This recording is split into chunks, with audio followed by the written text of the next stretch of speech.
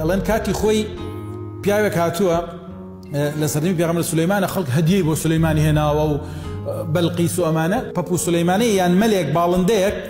ئەڵێ هاتووە لاقە کولەیەکی لەگەڵ دەمیا بۆ وتێتی ئەمەوە دیاری بۆ سولەیمان تێنن توێن خۆرە با بە سولەیمان مڵکی سەر زەوی گشتیەوە ئەمە چییە؟ ئەمە چ قیمەتێکیەیە بۆ سولەیمان؟ تیبا بە هەر کەسێک بەقەی خۆی تێرێ من هەرەوەم پێکوێ من ئەمە دەوڵەمەند هەر ئەوە دەوڵەمەنیم هەیە ئەڵێ ئەی سولەیمان ئەگەر بێت و خەڵک بە قیمەتی خۆت هەدیە بدا منێ هەموو دنیا بدەمە تۆی من هەموو دنیا لەکوێ بێرم من باوی خۆمە ماوەردە من بەس باوی لاقە کولەیەکم هەیە اینجا مەحوی هەم ئەم قسە جوانەکە ئەفەرمێ منم موری زەعیف و ئەم قەسیدە لاقە کولەی من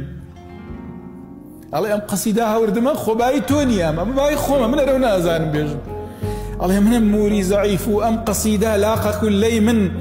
فقط من هديكم خدمة سليمان الله فرقكي أوتاني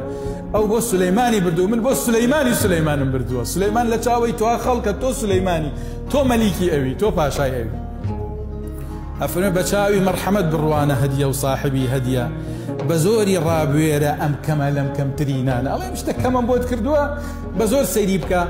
أفرمي قبولي كم لكم كردن وهاواتي بقى زورة بتو زوري بزانم كم تريشي مي كريمان الله تو شتێکی کەم قبوڵەکەی لە کەسێکی کەمی وەکو من کەمترین شیمەی پیاوەتی و کەرەمی تۆیە چاکەی خۆتە لێم وەربگری دوایش لە کۆتایی ئاڵێ ئەدەب وایە کە لەم گوستاخیانەش تۆ بەکەی مەحوی خەیاڵی خاوە عنقا ناکەوێتە داوی ئەفسان ئەڵێ واز لەم بێئەدەبیانە بێرە مەحوێ بە بێئەدەبیە لەگەڵ پێغەمبەر صلی الله علیه وسلم ئەیکەی من مور و نازە تۆ چی لەگەڵ ئەوە قسە چەند جوانە يعني أما اللوتكي ناس كي لقل پیغمبر عليه الصلاة والسلام إخوائي لسر بي قصة كذا أما يقرتن لي